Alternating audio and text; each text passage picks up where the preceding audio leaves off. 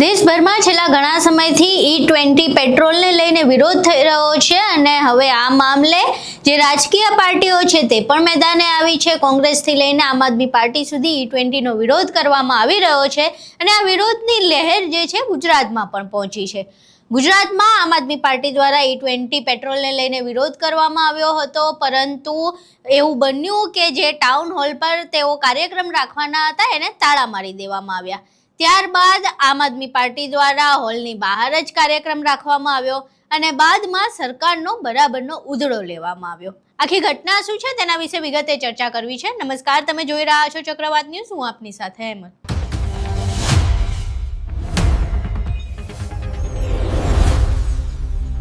E20 પેટ્રોલના વિરોધને લઈને સુરતના ટાઉન હોલમાં આજે આમ આદમી પાર્ટી દ્વારા કાર્યક્રમ રાખવામાં આવ્યો હતો, પરંતુ બાદમાં જ્યારે તેઓ કાર્યક્રમ માટે પહોંચ્યા ત્યારે હોલને બહારથી તાળા મારી દેવામાં આવ્યા હતા। હવે આ આખી ઘટના બની ત્યારબાદ આમ આદમી પાર્ટીએ વિરોધનો જે કાર્યક્રમ હતો એ મોકૂફ ન રાખ્યો, પરંતુ હોલની બહાર જ વિરોધનો જે કાર્યક્રમ હતો એ શરૂ કરી દીધો, જેમાં ગોપાલ ઇટાલિયાએ બરાબરનો સરકારનો ઉધડો લીધો હતો, સરકારના મંત્રીઓનો પણ ઉધડો લીધો હતો। આ સિવાય E20 પેટ્રોલનો જે નિયમ છે તેને લઈને પણ સરકારને આડે હાથ લીધી હતી। અહીં ગોપાલ ઇટાલિયા પોતાના ભાષણમાં શું કહી રહ્યા છે, કેવી રીતે સરકારને આડે હાથ લઈ રહ્યા છે તે સાંભળો। સરકાર એવું કેવી રીતે દાદાગીરી કરે કે ભાઈ આ ભેળસેળ વાળું પેટ્રોલ જ લેવું પડશે, અને ભેળસેળના જમાનામાં સમસ્યા જુઓ, બધી જ વસ્તુમાં ભેળસેળ। સુરતમાંથી તો વારે ઘડી આવે છે નકલી પનીર ભેળસેળ વાળું, નકલી શેમ્પુ, નકલી તેલ, નકલી સાબુ, નકલી કઈ વસ્તુ બાકી રહી ગઈ। અને હમણાં મને આ તો અહીંયા હવે બોલવાની તક મળી તે વળી કહી દઉં। થોડાક સમય પહેલા આરોગ્ય મંત્રી એવું કીધું કે રાજ્ય સરકારે એક ઐતિહાસિક નિર્ણય લીધો છે, ખૂબ લોકોના સ્વાસ્થ્યની કાળજી લીધી, ચિંતા કરી, અને ઓલું નકલી પનીર છે ભેળસેળ વાળું એનું અલગ પાટિયું મારવું પડશે કે આ દુકાનમાં એનાલોગ પનીર વેચાય છે। હવે એ બે પાટિયા મારવાના, અસલી પનીરની દુકાન ને નકલી પનીરની દુકાન। હજુ એવો ઐતિહાસિક નિર્ણય લીધો, જાહેર કર્યો, તો અહીંના મંત્રી પાછા વધુ એક ઐતિહાસિક નિર્ણય લીધો છે કે હવે નકલી પનીર બંધ। ભાઈ એક વખત નક્કી કરો ને, આમાં પહેલું ઐતિહાસિક, બીજું ઐતિહાસિક, કે તમે બધા સ્વાદ ઐતિહાસિક, પેદાશ ઐતિહાસિક ક્યાં? નકલી પનીરનું પાટિયું મારવું પડશે એવો નિર્ણય ઐતિહાસિક, નકલી વેચવાનું બંધ કર્યું એ ઐતિહાસિક। આમાં શું સમજવાનું? અત્યારે E20 નો નિર્ણય લીધો છે ઐતિહાસિક, લોકો જાગૃત થશે ને જે દિવસે E20 બંધ કરશે તો પાછું એ ઐતિહાસિક। જન્મ જ ઐતિહાસિક રીતે છે, આપણી જેમ સાધારણ રીતે જન્મા નથી, ઐતિહાસિક જન્મ થયો છે આ બધાનો। રોજ જાગીને ઐતિહાસિક ઐતિહાસિક કરીને પબ્લિકના ખિસ્સા કાપે છે। જે નવો નિર્ણય ઐતિહાસિક બોલે એટલે સમજી લેવાનું ખિસ્સા કપાવાના। ભાજપનો કોઈ પણ માણસ આવીને કહે કે ઐતિહાસિક નિર્ણય એટલે સમજી લેવાનું 50 ની ઓછી થાય નોટો। આ ધંધા ચાલુ કર્યા છે। અમે વિરોધ પક્ષમાં છીએ એટલે જનતાનો મુદ્દો મૂકવો એ અમારી ફરજ છે। જનતાએ મત એનો જ આપ્યા કે બોલો તમે। હવે બોલવા આવ્યા તો તાળું મારી દીધું। તાળા તો કંસાઈ માર્યા હતા જેલ ને બહાર, ક્યાંય બહાર નું આવે કાનુડો, પણ કાનુડો છે ભાઈ, તો તમે ના તાળા મારો આવી જાય। અહીંયા કંસો તાળા મારી દીધા, ભાજપના કંસો, કાંઈ વાંધો નહીં ભાઈ। તાળામાં તાકાત ન હોય, તાકાત માણસના ઈરાદાઓમાં હોય। અમારો ઈરાદો બુલંદ છે એટલે તમારા 1000 તાળાઓ છે ને તો અમારો ઈરાદો વિજય થઈને રહેવાનો છે। આમ આદમી પાર્ટી વતી અરવિંદ કેજરીવાલજીએ રાષ્ટ્રીય કક્ષાએ E20 ની વિરુદ્ધમાં જાગૃતિ ફેલાવવાનું બીડું ઝડપ્યું છે। દેશભરની અંદર અત્યારે E20 ની દાદાગીરી સામે લડવાનું નેતૃત્વ અરવિંદ કેજરીવાલજીએ લીધું છે, અને તેઓએ માંગણી રજૂ કરી છે કે E20 પેટ્રોલ અને પ્યોર પેટ્રોલની બે અલગ અલગ પાઇપો આખા દેશના પેટ્રોલ પંપ ઉપર મૂકવામાં આવે। જેની ગાડી E20 પેટ્રોલ માટે બનેલી હોય, એના એન્જિનનું મિકેનિઝમ E20 ને લાયક હોય, એ લોકો E20 ખરીદશે। જેની પાસે 8 થી 2, 4, 5 વર્ષ જૂની ગાડી છે એ લોકો પ્યોર પેટ્રોલ ખરીદી શકે। આ પહેલી માંગણી કરી છે કે બે પાઇપ અલગ અલગ કરો। બીજી માંગણી કે જો પેટ્રોલમાં ભેળસેળ કરેલી હોય તો ભેળસેળ વાળા પેટ્રોલનો ભેળસેળ વગરના પેટ્રોલનો એક જ ભાવ કેમ? ભેળસેળ વાળું પેટ્રોલ સસ્તું મળવું જોઈએ। આ તો એના ભાવમાં ભેળસેળ આપી, નકલી પનીરના ભાવમાં અસલી પનીર, અસલીના ભાવમાં નકલી પનીર આપવાની વાત છે। તો અરવિંદ કેજરીવાલજીએ માંગણી કરી છે કે ભેળસેળ વાળું એટલે કે E20 પેટ્રોલ એકદમ સસ્તું હોવું જોઈએ અને ઓરિજિનલ પેટ્રોલ પણ 84 થી હેઠળની કિંમતમાં હોવું જોઈએ, 80 થી 84 વચ્ચે હોવું જોઈએ અને વધારે કિંમત ન હોવી જોઈએ. આ માંગણી સાથે અરવિંદ કેજરીવાલજીએ અને આમ આદમી પાર્ટીએ દેશભરની અંદર જનજાગૃતિ ફેલાવવાનું કામ હાથ ધર્યું છે. એના ભાગરૂપે આજે સુરતની અંદર પણ આ ભેળસેળિયા પેટ્રોલની વિરુદ્ધમાં આપણે અહીંયા એકઠા થયા છે. અને સૌથી વધુ દુઃખની બાબત તો એ છે કે આ ભાજપના રાજમાં રોજ જાગીને માણસે આંદોલન જ કરવું પડે. અહીંયા આપણે જૈનમાં જ આંદોલન કરવા હોય એવું લાગે ક્યારેક. ચોમાસું આવે તો રોડના આંદોલન, ઉનાળે પાણીના આંદોલન, એડમિશન ચાલુ થાય ત્યારે ફીના આંદોલન, આરટીઈના આંદોલન, રોડ ટેક્સ માફ કરવાના આંદોલન, બાકી રહી ગયું પેટ્રોલનું આંદોલન, હમણાં પાછું ટેક્સનું નકરા આંદોલન. માણસે કરવાનું શું? દુનિયાના એકેય દેશમાં આટલા બધા આંદોલન નથી. હમણાં નીટનું રીનીટનું આંદોલન છોકરાએ કર્યું જંતર મંતર પર, અને આપણા દેશના છોકરાઓને પેલા દેશ વિરોધી, ગદ્દાર વગેરે કહેવામાં આવ્યું. એ કોઈ રાજકીય છોકરાઓ નહોતા, એ બધા જ છોકરાઓ સામાન્ય ઘરના આપણા જેવા પરિવારના યુવાનો હતા, જૈનજી. અને એને ભાજપના નેતાઓએ દેશ વિરોધી, ચાઇનાથી ફંડ આવે છે, અમેરિકાથી પૈસા આવે છે, આવી રીતે કઈ ગદ્દાર ગદ્દાર કીધું.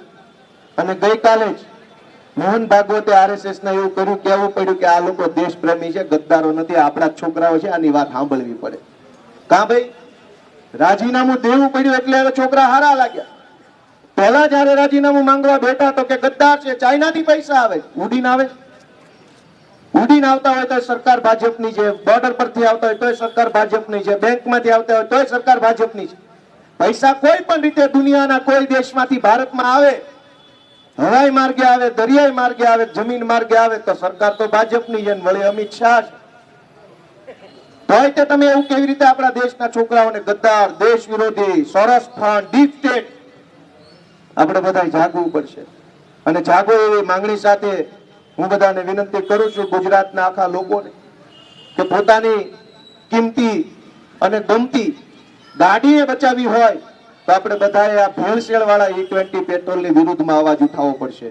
અહીં તમે ગોપાલ ઇટાલિયાને સાંભળ્યા. હવે મનોજ સોરઠિયાથી લઈને ઈસુદાન ગઢવીથી લઈને ગોપાલ ઇટાલિયા જેવા દિગ્ગજ નેતાઓ આ કાર્યક્રમમાં જોડાયા હતા.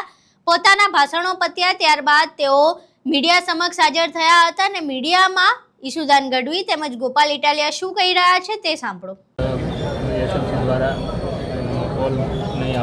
માનનીય અરવિંદ કેજરીવાલજીએ જે રીતે E20ના લોકોની સાંભળી કરે, લોકો બહુ જ મુશ્કેલીમાં છે.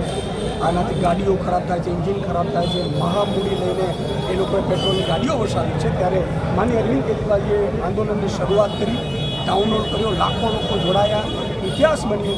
એટલે આજે અમે સુરતમાં પણ ગુજરાતની ચિંતા માટે અહીંયા અને સોશિયલ મીડિયાના માધ્યમથી ટાઉન હોલ માનનીય ગોપાલભાઈ અને મનોજભાઈની ઉપસ્થિતિમાં અને અમારા હોદ્દેદારની ઉપસ્થિતિમાં આજે દાન કર્યું હતું. પરંતુ ભાજપવાળાએ જેમ એનો પોતાના બાપનો હોલ હોય એવી રીતે હોલમાં તાળા મારી દીધા. પણ ગુજરાતની અને સુરતની જનતા ભાજપથી ડરવાની નથી.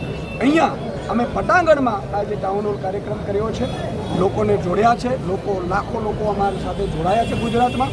અને આ આંદોલન આગામી સમયમાં પણ, કારણ કે E20 જે મહામૂડીથી બાઇક અને ગાડીઓ ખરીદી હતી પેટ્રોલની મધ્યમ વર્ગની ગરીબ, એમની ઉપર થોપવામાં આવ્યું છે.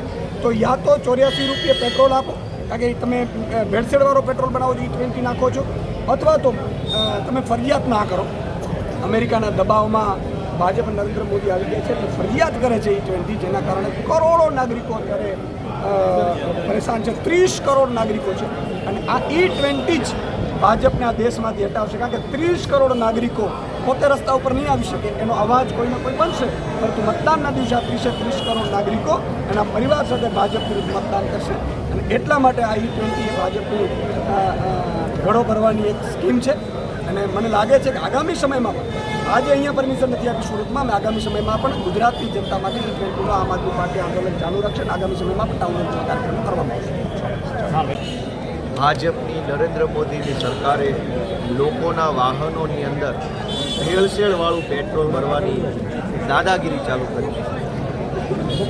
1 લીટર પેટ્રોલમાં 20મા ભાગનું ઇથેનોલ એટલે કે પાણી મિશ્રણ કરી અને ભેળસેળવાળું પેટ્રોલ જો ગાડીમાં નાખીએ તો ગાડીની શું હાલત થાય. લોકોને ગાડીઓની એવરેજ ઓછી થઈ રહી છે, વારંવાર ગાડીઓ ખરાબ થઈ રહી છે અને ગાડીનું આયુષ્ય ઓછું થયું છે. એક ટુ વ્હીલર 7-8 વર્ષ કે 10 વર્ષ ચાલતી હોય એના બદલે 5 વર્ષમાં ખરાબ થઈ જાય છે, ભંગાર થઈ જાય છે. તો લોકોને ત્રણેય બાજુથી માર પડી ગઈ, કારણ કે સરકાર દાદાગીરી કરી અને ભેળસેળવાળું પેટ્રોલ ગાડીમાં નાખવા માટેની કોશિશ કરે છે. જે ગાડી E20 પેટ્રોલને પચાવી શકે, એનું પ્રોસેસ કરી શકે, એનામાંથી એન્જિન એનું કામ કરી શકે, એ રીતે બની જ નથી. એ ગાડીમાં E20 પેટ્રોલ કેવી રીતે નાખવાનું? જે ગાડી 2012માં, 13માં, 14માં, 15માં, 2018, 19, 20માં મેન્યુફેક્ચર થઈ, એ ગાડીના એન્જિનો E20 માટે બન્યા જ નથી, એ પ્યોર પેટ્રોલ માટે બન્યા. હવે જે એન્જિન પ્યોર પેટ્રોલથી માટે બનેલું છે, એમાં જો E20 ભેળસેળવાળું પેટ્રોલ નાખવામાં આવે તો ગાડીની શું હાલત? ધારો કે સરકાર નવી ગાડીઓ 2 વ્હીલર કે 4 વ્હીલર કે ટ્રક કે એના કરતાં પણ હેવી વાહનો E20ને કમ્પિટેબલ બનાવે, નવું મેન્યુફેક્ચરિંગ, તો અલગ વાત છે. પણ દેશના કરોડો વાહન ચાલકોને 3 ગણો માર પડી રહ્યો છે. સામે આમ આદમીના અરવિંદ કેજરીવાલજી દેશ લેવલે જાગૃતિ ફેલાવી રહ્યા છે, ત્યારે ગુજરાત તરફથી પણ આ E20ની લડાઈમાં અરવિંદજીના હાથ મજબૂત થાય અને દેશની જનતાનો અવાજ મજબૂત થાય એ માટે સુરત ખાતેથી અમે આ E20ના વિરોધમાં આજે આયોજન કર્યું છે. ખૂબ વિશાળ સંખ્યામાં લોકો આમાં જોડાયા છે. ઓનલાઈન માધ્યમથી પણ હજારો લોકો જોડાયા છે અને મને આશા છે કે આ મુદ્દો આગળ વધશે અને જનતાને ન્યાય મળશે. કોમ્યુનિટી હોલ રદ કરી દીધો SMC દ્વારા. એ તો હવે એનો કાયમીનો ધંધો છે, એનો કોઈ ટેન્શન નથી. અમે તો અમારા જનતાને લગતા જે વિચારો છે એને આગળ લઈને આવીએ છીએ. સરકાર એનું કામ કરે, અમે અમારું કામ કરીએ. અહીં તમે ઈસુદાન ગઢવી અને ગોપાલ ઇટાલિયાને સાંભળ્યા. હવે આ વિરોધ જે છે ફક્ત સુરત પૂરતો નથી, પરંતુ દેશભરમાં E20 પેટ્રોલને લઈને વિરોધ થઈ રહ્યો છે.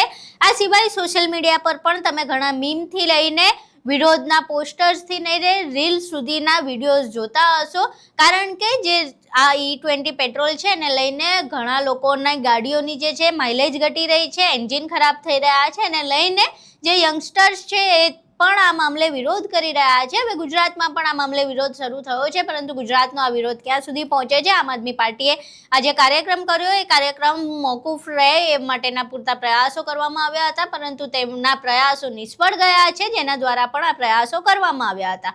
હવે આ સમગ્ર મામલે જે E20 પેટ્રોલનો વિરોધ છે એક કાર્યક્રમ પૂરતો રહી જાય છે કે પછી જમીની સ્તરે રોડ ઉપર આની કોઈ પણ અસર જોવા મળે છે, તે જોવું રહ્યું. તમે ગોપાલ ઇટાલિયાનું ભાષણ સાંભળ્યું, ઈસુદાન ગઢવી અને ગોપાલ ઇટાલિયાએ મીડિયા સમક્ષ જે વાત કરી એ પણ તમે સાંભળી. હવે આખી ઘટનાને લઈને તમારું શું માનવું છે? E20 પેટ્રોલને લઈને તમારું શું માનવું છે? તમારા મંતવ્યો અમને કોમેન્ટ બોક્સમાં જરૂર જણાવજો. વિડીયો પસંદ આવ્યો હોય તો વિડીયોને લાઇક કરજો, શેર કરજો અને અમારી ચેનલને સબસ્ક્રાઇબ કરવાનું ભૂલશો નહીં. નમસ્કાર.